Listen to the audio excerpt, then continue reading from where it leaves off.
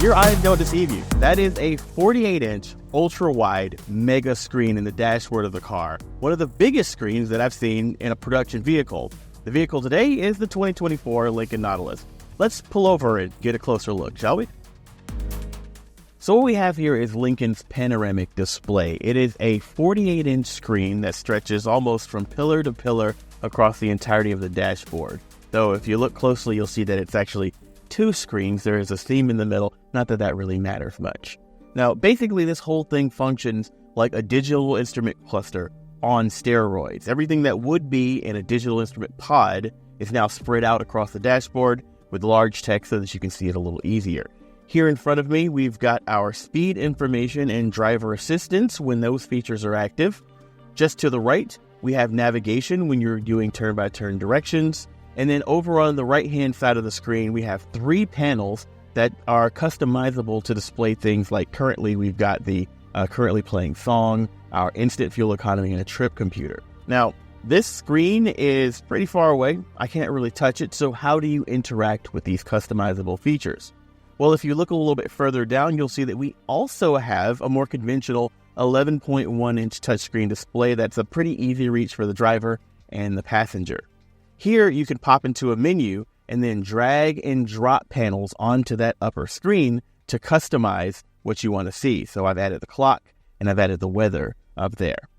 You can also customize the theme of the upper display in a menu in the settings. You've got a couple of different themes to choose from. My favorite are the Inspire, that's got sort of a mountainy ocean, and Constellation, which looks a little bit like a sort of a cosmic cloud. But there are more minimalist options if you feel like those are too distracting. And of course, if all of this is just too much stimulation for you, you can also activate a calm mode with a single toggle, and that turns off all the information on the display except for the bare minimum, your speedometer, driver aid information, and any warning lights.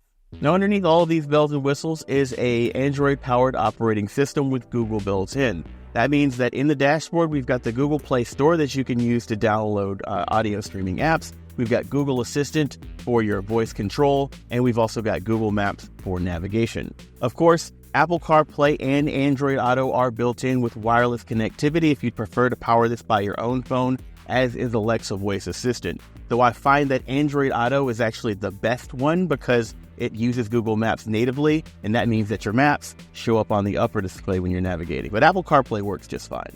Now, you may notice that we've also got steering wheel controls here, but they're basically blank capacitive pads. But if you hover your thumb over it and touch it lightly, it shows up in the panoramic display what each quadrant does for function.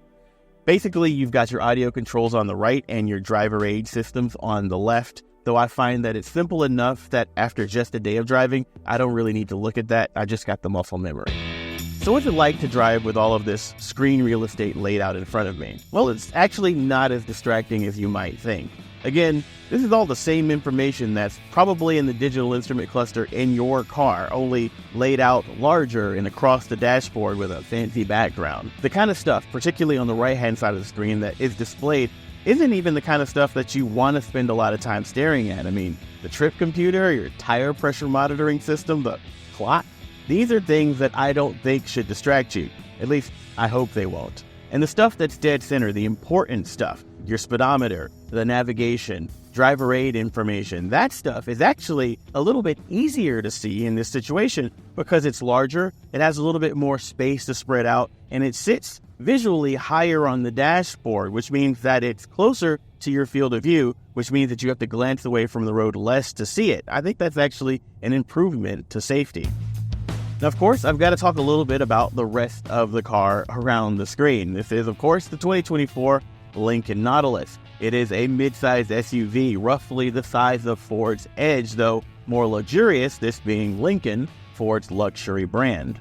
Now, under the hood is a turbocharged 4-cylinder engine, the only powertrain available with the Nautilus with standard all-wheel drive, though this example has been upgraded with the optional $1,500 hybrid system, which adds a 100 kilowatt electric motor to the mix and brings the total output to around 310 horsepower and 295 pound-feet of torque. The 30 miles per gallon that you get from this hybrid system is okay, I guess, for a vehicle of this size. Overall, the performance, whether you're talking about driving dynamics or efficiency, are pretty middle of the road and don't really stand out from the rest of the competition, even though they are pretty good. The hybrid system actually only gets around 2 miles per gallon more than the non-hybrid. So here, you're basically paying for a quieter version of the powertrain with a little bit more oomph, not necessarily a more efficient one. Now, one of the features that does stand out from the rest of the class comes standard with every Lincoln Nautilus of this generation, and that is Lincoln's Blue Cruise hands-free driver aid system. Now, in order to demonstrate Blue Cruise, I've headed to the interstate because, well, that's the only place that it really works. Blue Cruise is a driver aid system that uses radar sensors, cameras, and more, along with high-resolution scans of highway map data in order to allow you to drive the vehicle hands-free in certain conditions. Now, the way that it works is I'll just activate the cruise control with the lane keeping system active, and once I've reached a segment of highway where Blue Cruise is able to activate, it will just tell me on the dashboard here that I can go hands-free, at which point I can just take my hands off the wheel and relax and let the car do the steering.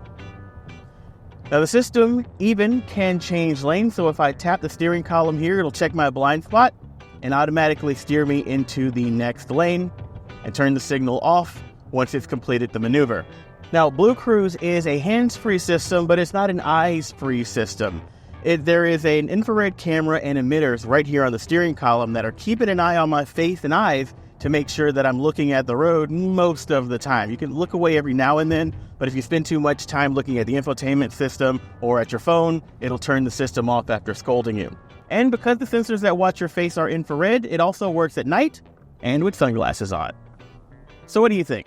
Personally, I'm a fan of this mega screen. I mean, yeah, it's a gimmick that doesn't add much functionality, but it's a cool gimmick that doesn't take away much safety or add much distraction. And in my book, that makes it pretty all right. Though, personally, I'm still a little bit concerned about what other automakers are planning on doing with their upcoming pillar-to-pillar mega screens. We've got Cadillac with the Escalade IQ, Sony and Honda with the Afeela concept, and BMW's upcoming Neue Klasse of EVs, all of which are planning on adding much more functionality and more media to the screen, which, if you're not careful, can get pretty sketchy as far as distraction is concerned. Though for now, Lincoln's less is more approach to functionality is alright in my book, even if it does mean more screen. Head over to CNET.com where we've got even more information about the new Lincoln Nautilus here, as well as other bleeding edge car technologies.